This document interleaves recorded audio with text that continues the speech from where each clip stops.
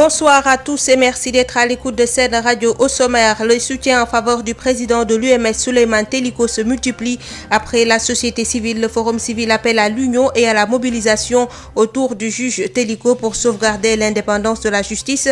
Face à la presse cet après-midi, l'Union des magistrats du Sénégal met fin à toute forme de collaboration avec le ministre de la Justice, Maître Malick Sall, et exige sa démission. L'UMS demande l'abandon immédiat de la procédure initiée contre le président Teliko. On pourrait s'attendre à toutes les dérives et à tous les risques si jamais le Conseil convoque le juge Teliko, avertit Maître Ciré Clédor Ly, avocat du président de l'UMS. Il demande à tous les avocats de se constituer si cette convocation passe.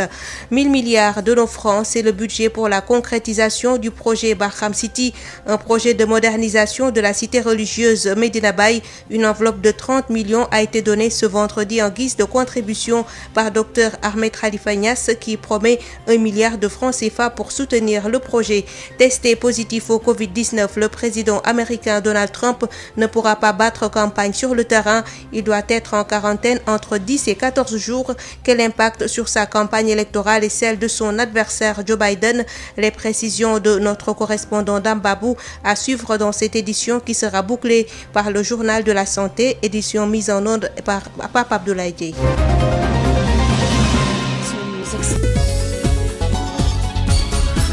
Marie-Rosalie Ndiaye. L'Union des magistrats du Sénégal demande la démission du ministre de la Justice, Maître Malick Sall, et invite le président Macky Sall à prendre des dispositions nécessaires au fonctionnement harmonieux de la justice. Par ailleurs, l'UMS exige l'abandon immédiat de la procédure initiée contre son président, le magistrat Souleymane Teliko. Voici Abdoulaye Khadr Khawsou Diop, secrétaire général de l'Union des magistrats du Sénégal, au micro de Amadou Moustapha Dieng. En se livrant à une telle stratégie de musellement de notre association, le garde des Sceaux veut nous imposer une alternative: se taire ou disparaître. Nous, membres de l'UMS, avons choisi une troisième voie, celle de la liberté et de la dignité. Dans l'intérêt des magistrats, des citoyens et de la justice tout entière, l'UMS doit continuer et continuera à faire entendre la voix des magistrats. Au regard de tout ce qui précède, le bureau de l'UMS, prenant acte de la mobilisation des magistrats, notée à travers les comités de ressort, conformément à la volonté exprimée à travers les déclarations non équivoques des dits comités, prend les mesures suivantes. Décide de mettre un terme à toute forme de collaboration avec le garde des Sceaux, M. Malick Sall. Demande son départ pur et simple du ministère de la Justice, compte tenu de sa propension à créer et à entretenir des conflits préjudiciables au fonctionnement normal du service public de la justice. Exige l'abandon immédiat de la procédure initiée contre le président de l'UMS. Invite les membres élus du Conseil supérieur à suspendre toute activité au sein du Conseil. Invite tous les collègues à se constituer d'ores et déjà comme conseil pour la défense du président Teliko. Demande l'intervention du président de la République pour prendre les dispositions nécessaires au fonctionnement harmonieux de l'institution judiciaire. Se félicite de l'élan de solidarité manifesté par les citoyens sénégalais de tous bords et invite tous les hommes épris de justice à faire barrage à cette tentative de museler le socle de l'état de droit que représente la justice. Enfin, encourage les collègues à rester soudés et à éviter de tomber dans le piège de la manipulation. Cette tentative d'intimidation de la justice à travers la convocation d'un magistrat et président de l'UMS doit être stoppée. C'est l'avis de Maître Ciré Clédor Ly, avocat de Souleymane Teliko. Il invite ses confrères et consoeurs avocats à se constituer si le président de l'UMS venait à être convoqué devant le Conseil supérieur de la magistrature. On l'écoute avec Amadou Moustapha Dieng. Je demande personnellement à ce que tous les avocats se constituent. Si, en fait, par extraordinaire, le Conseil supérieur de la magistrature s'aventurait ou déciderait de convoquer Teliko au Conseil des justice. C'est une atteinte, c'est une intimidation des magistrats et c'est une tentative de fragiliser davantage les magistrats pour en fait faire en sorte que l'indépendance de la magistrature puisse être réduite à néant.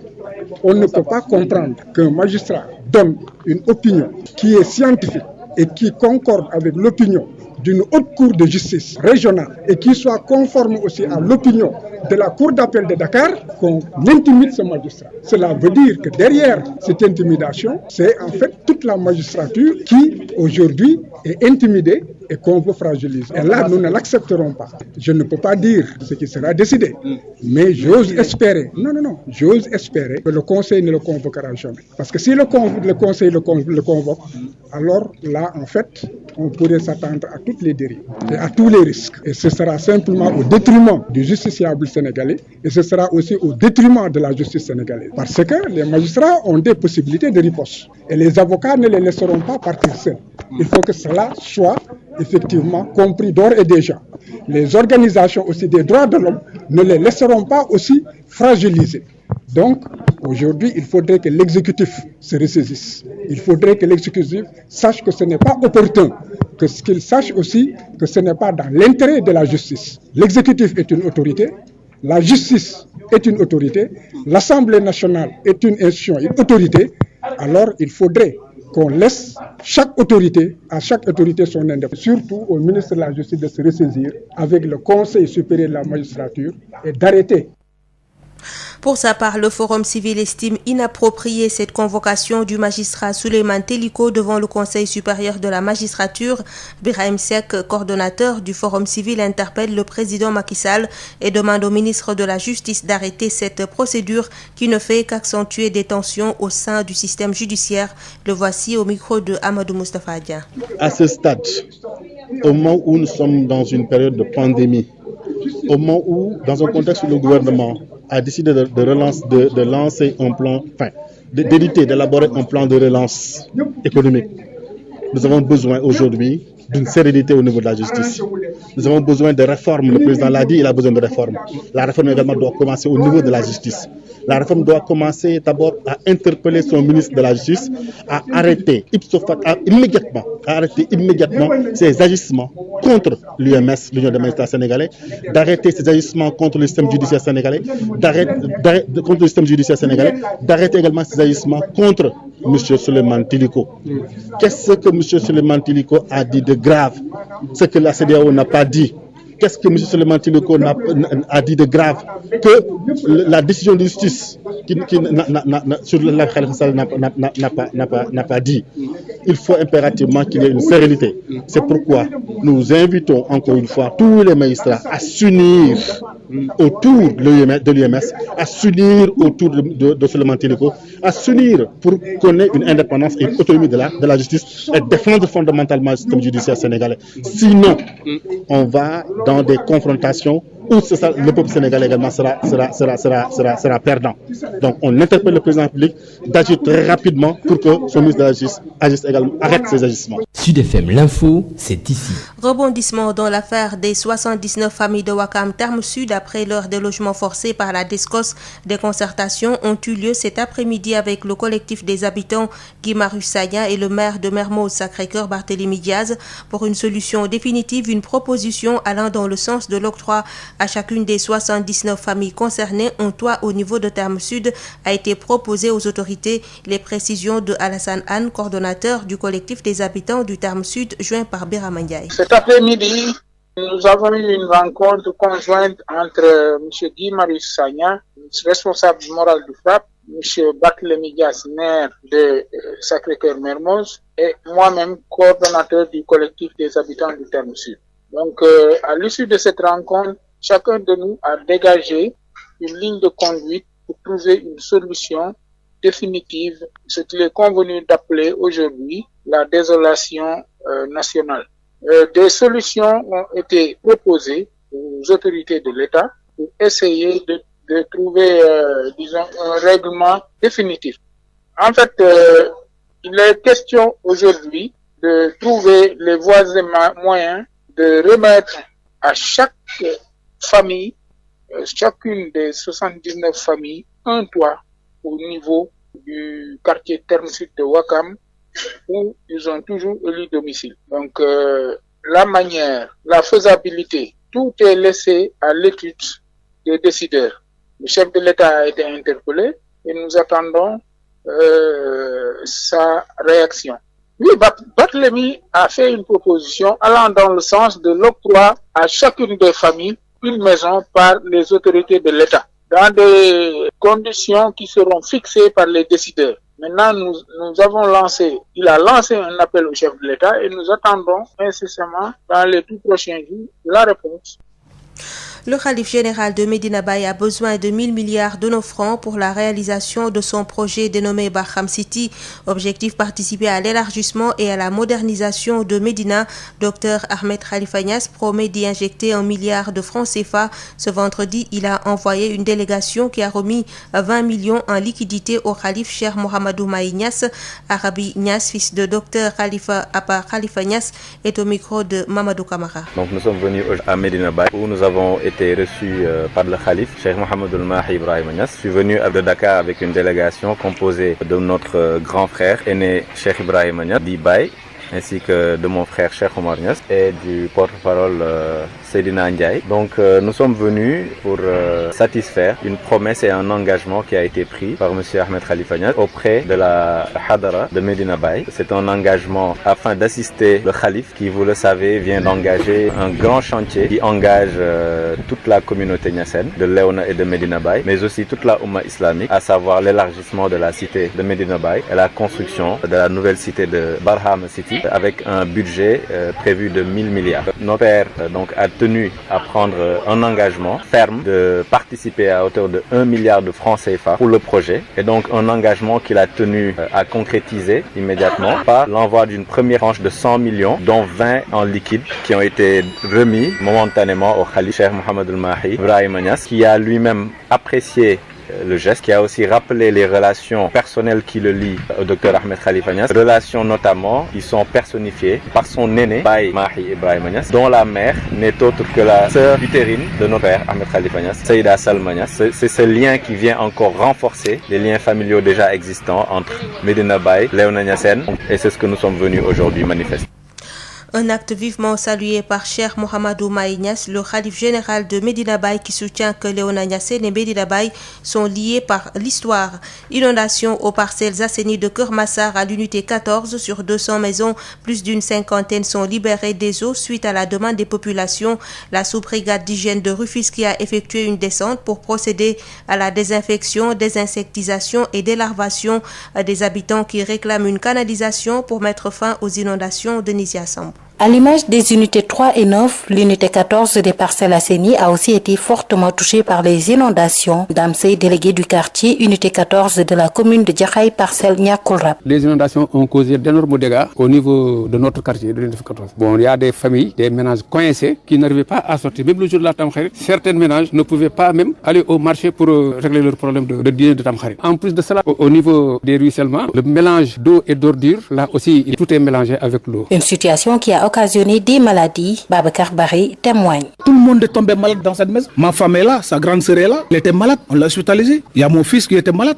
Et ma fille, à cause des eaux. Il y a beaucoup de moustiques ici. On a eu beaucoup de dégâts. Aujourd'hui, avec le plan Orsec, sur près de 200 maisons, plus d'une cinquantaine sont libérées. Les habitants ont fait appel au service d'hygiène. Major Mamoudou Thiamfaye, chef de la sous-brigade d'hygiène de Rufisque. On est à Djakhaï pour faire une opération de désinfection, d'abord désinsectisation et de délarvation. Délarvation pour quand même tuer les larves de moustiques. Donc, du moment qu'il y a des maisons qui étaient occupées par les eaux, nous, service d'hygiène, on peut intervenir après l'évacuation de ces eaux-là. Donc si on parvient avec ces eaux-là, le service d'hygiène intervient pour faire la désinfection, la désinsectisation de ces eaux. Et également, nous avons fait la délarvation. Parce que hier, le préfet du département a appelé pour une intervention au niveau de l'unité 14, unité 9. Mais malheureusement, au niveau de l'unité 9, les eaux ne sont pas encore sorties des maisons. Il y a unité 14 qu'on est parvenu à faire une désinfection et une désinfection de 54 maisons qui ont été libérées par les eaux. Un geste bien apprécié par les habitants de la localité. Mais Aliou Diouf, professeur de PS à la retraite, estime que la seule solution pour mettre fin à toutes ces difficultés demeure l'assainissement. On interpelle M. le Président de la République. Il nous faut une action, pas ponctuelle, mais une action structurelle. Il faut que l'assainissement au niveau de l'unité 14, des unités 3 et autres, de Pikine Rufisque Djakhaï,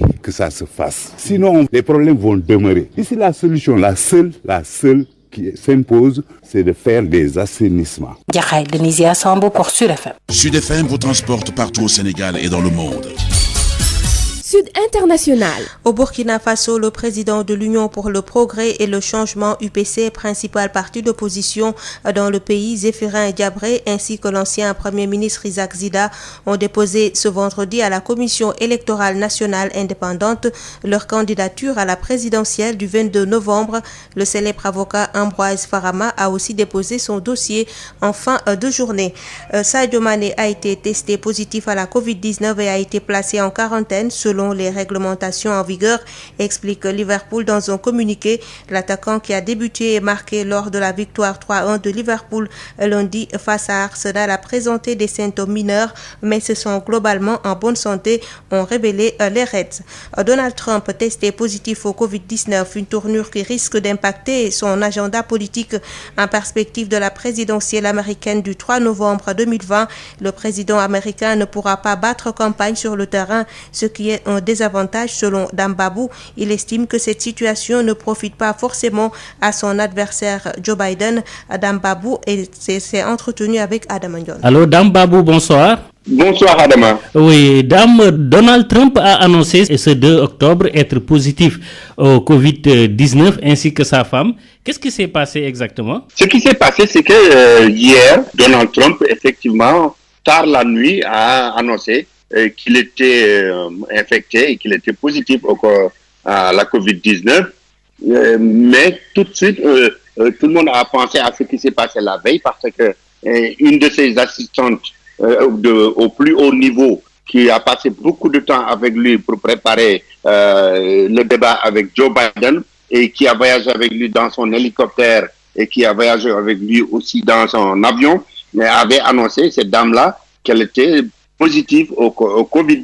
Et donc, tout le monde se demandait déjà, l'entourage du président risquait d'être infecté et c'est le président lui-même qui a annoncé dans un tweet que non seulement il est positif, mais que sa femme, Melania Trump, est aussi positive. Et ce qui se passe après, il y a de cela quelques heures, son médecin et sa femme ont tous les deux confirmé qu'ils sont non seulement, lui et sa femme, non seulement positifs, mais qu'ils ont développé les symptômes. Cela veut dire donc qu'ils ont la maladie, même si on considère, ils affirment que c'est une maladie encore à un niveau très très bas, avec une petite fièvre et la fatigue. Mais on peut donc dire non seulement que Donald Trump est testé positif, mais qu'il est malade.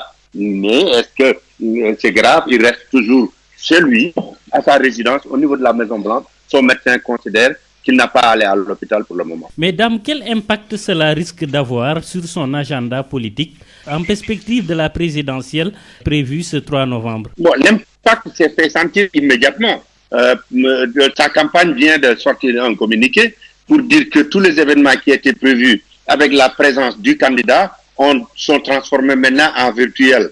Mais en virtuel, il n'y a même pas de précision pour voir si le président lui-même sortira sur des vidéos ou bien il sera en direct, etc. Mais ce qui est sûr, c'est que le protocole sanitaire qui lui est imposé, c'est qu'il est déjà confiné. Et c'est différent d'être en quarantaine, même si on n'est pas malade et qu'on a peur d'avoir été contaminé, on peut être en quarantaine, mais là, il est confiné.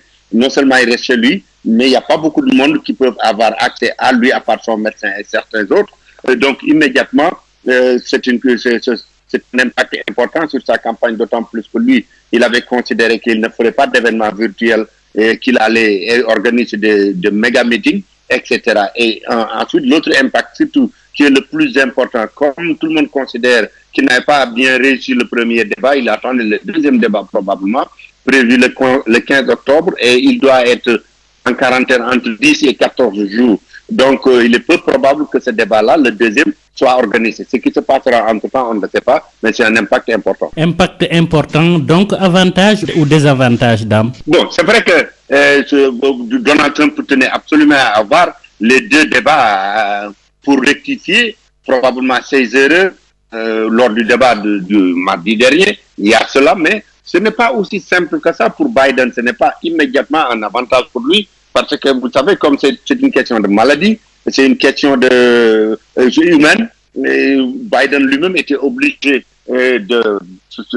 d'envoyer un message de bonne guérison à Donald Trump et à sa femme. Maintenant, comment Biden peut sortir en public pendant 15 jours au moins et parler de Donald Trump, le critiquer en oubliant qu'il est malade, ça c'est une chose. Mais le fait que Donald Trump soit absolument absent sur le terrain, ça ne peut pas être un avantage pour ce dernier. Dame Babou, Sud FM Sen Radio vous remercie. Merci. Le contradictoire. Le contradictoire, les lundis et vendredis, tous les sujets à controverse seront débattus dans le contradictoire. Un sujet, deux invités pour un regard croisé. Le contradictoire, c'est tous les lundis et vendredis sur Sud FM Sen Radio. Le contradictoire de ce vendredi se penche sur l'équation de l'orientation des nouveaux bacheliers. Pas moins de 72 000 bacheliers seront orientés dans les universités publiques et à l'Université virtuelle du Sénégal pour l'année universitaire 2020-2021.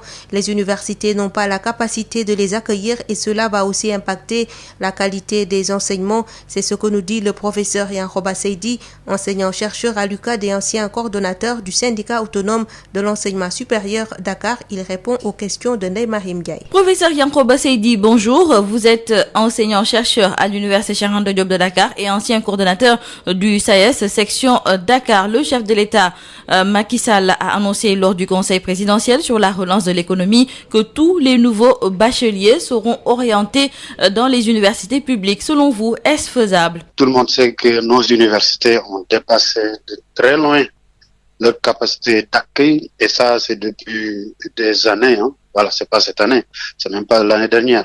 On n'a plus de capacité d'accueil. Et s'il y a quelqu'un qui l'a bien compris, c'est le gouvernement du Sénégal. Et ça depuis 2013. Donc quand ils avaient commencé, disons, quand ils avaient déjà initié l'histoire d'orientation d'abord de privé, hein, c'était pour un peu désengorger les universités, mais ils l'ont compris, ils l'ont tellement bien compris que finalement ils se sont dit, même dans le cadre de la CNAES qu'on avait fait déjà en 2013, il était question de développer le secteur privé, le secteur privé de l'enseignement supérieur, pour que les instituts supérieurs privés puissent accueillir à l'horizon 2017 50% des bacheliers et que 50% restent dans le public. C'était des scénarios qu'ils avaient bien calculés. Malheureusement, rien n'a marché. Aujourd'hui, tout le monde sait que dans nos universités, il n'y a pas de place. On est en train de faire n'importe quoi et partout, même les écoles ou les instituts qui d'habitude avaient des effectifs assez petits, avec l'orientation universelle des bacheliers et la violation des dispositions de la loi 94/79 et bien par la tutelle, où il était question même que ce soit le ministère lui-même qui envoie des bacheliers dans les universités, eh bien on a complètement déstructuré ce qu'il y avait de strict minimum dans les espaces universitaires, surtout en termes d'effectifs. Mais dites-nous, le fait que les universités soient pleines à craquer, cela va sûrement poser un problème au niveau de la qualité des enseignements. Aujourd'hui, eh bien, toutes les formations se font, je ne parle même pas au rabais, mais c'est une caresse. Vous allez à la fac de sciences, on ne fait pas, les étudiants ne parviennent même pas à faire des travaux pratiques. C'est-à-dire qu'on fait que des enseignements théoriques du début à la fin de l'année.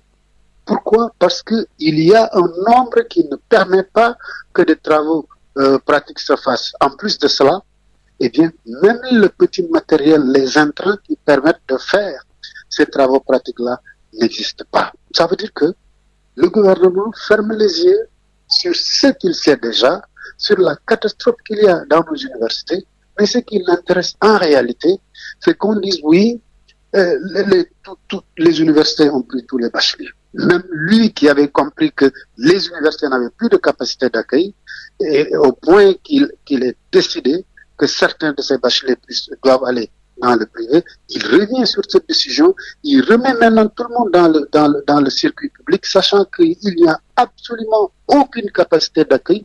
Et quand cela tombe avec cette période de Covid, où on nous parle de distanciation, mais il faut être sérieux. Qui peut imaginer une seule fois que dans nos universités, on puisse observer des mesures de distanciation dans les effectifs qu'on avait antérieurement déjà. A fortiori, cette nouvelle politique consiste maintenant à dire, OK, tous les bacheliers vont aller dans le public, et qui a commencé depuis l'année dernière. L'année dernière, c'était un très petit nombre à cause des résultats catastrophiques. Cette année, le nombre est plus ou moins élevé, mais bien, le fait est qu'on n'a pas de capacité d'accueil. Dès lors, ne pensez-vous pas qu'il faut revoir les critères d'orientation? Et les universités doivent accueillir les bacheliers sur des critères bien définis par la loi. C'est d'abord les critères que doivent être remplis et que les candidats doivent remplir pour chaque filière. Et l'autre critère le plus important, c'est évidemment la capacité d'accueil et enfin la capacité d'encadrement. C'est-à-dire le ratio ici, le rapport entre enseignants et enseignants. Parce que nous avons des standards également. Les standards internationaux, c'est un enseignant pour 25 étudiants. Aujourd'hui, vous avez, à l'UQAD par exemple, vous avez des standards, mais qui dépassent tout entendement. C'est tout simplement incroyable. C'est dans ce contexte qu'on décide maintenant que oui, voilà, on va revenir à la case départ qui avait déjà brûlé, mais il faut revenir tout de même à cette case départ, même si la case avait brûlé. Eh bien, on remet tous les bacheliers dans le circuit. Mais on est en train de n'importe quoi. Professeur Yankhoba Seydi, je vous remercie. Je rappelle que vous êtes enseignant-chercheur à l'UQAD et ancien coordonnateur du SAES section Dakar. Notre deuxième invité, Cheikh Mbow, trouve que le gouvernement doit tirer des leçons par rapport à la situation de l'année dernière. Il exhorte les autorités à rendre fonctionnelles les universités et aussi d'achever les travaux d'extension au niveau des campus. Cheikh Mbow, le directeur exécutif de la COSIDEP, est toujours avec Ndeye Mariam Ndiaye. Cheikh Mbow, bonjour. Vous êtes le secrétaire exécutif de la COSIDEP. Nous allons aborder avec vous la question de l'orientation des bacheliers dans les universités publiques. Une situation qui, par le passé, a pourtant montrer ses limites.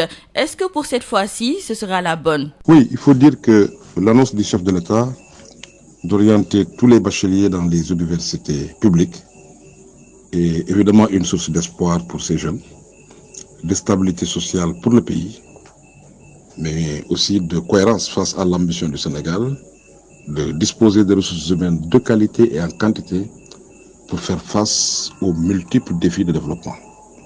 Cependant, nous le savons, des leçons évidentes doivent être tirées si l'on sait que les prévisions antérieures, notamment de l'année dernière, n'avaient pas été atteintes. Les universités physiques semblent être saturées. Il faut aussi rappeler que cette année, le Sénégal a enregistré un bond significatif dans le taux de réussite au bac, avec près de 50%, soit plus de 76 000 nouveaux bacheliers, en plus du fait qu'une bonne part des bacheliers de l'année dernière est toujours en attente d'orientation.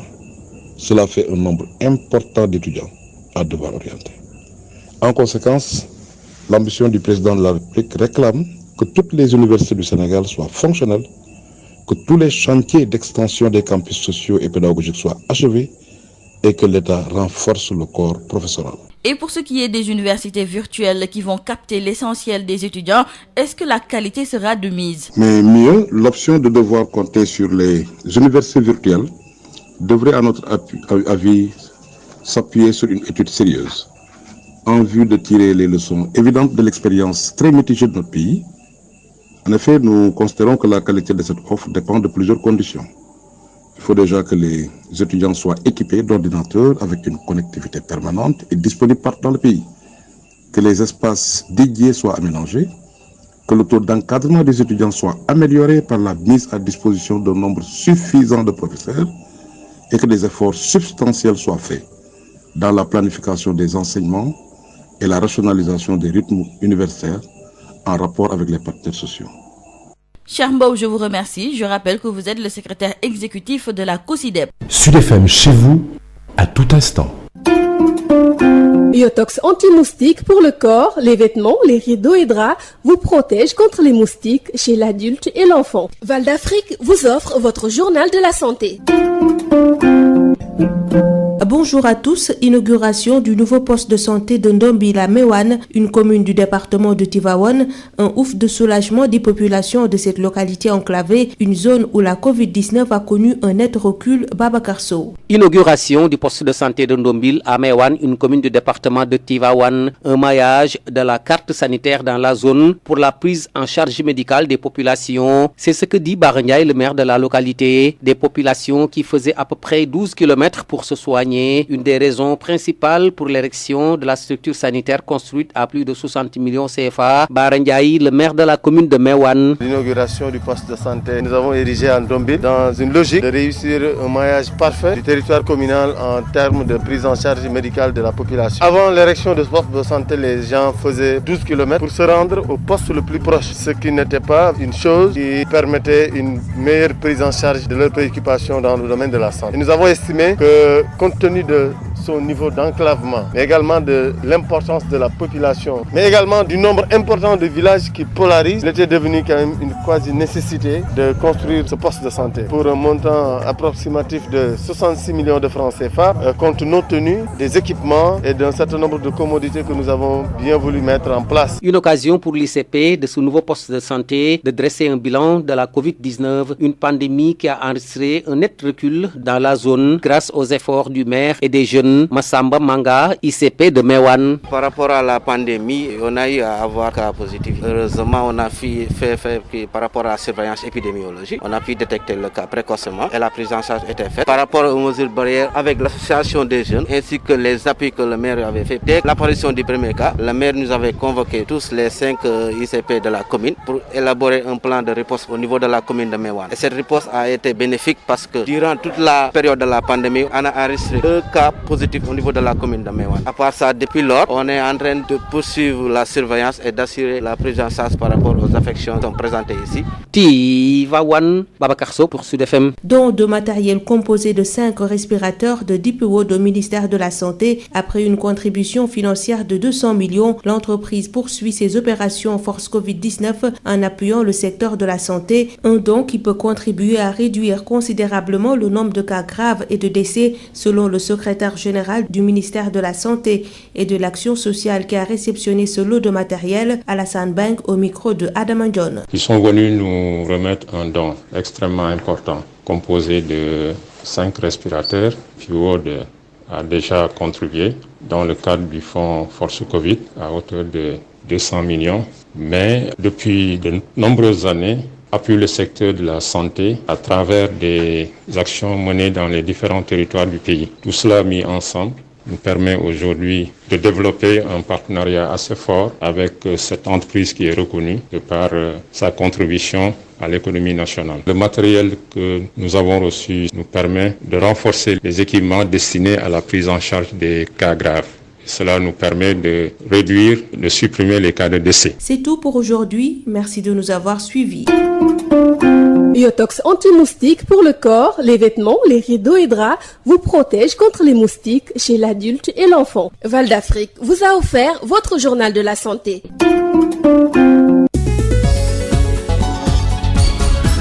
Marie-Rosalie Ndiaye.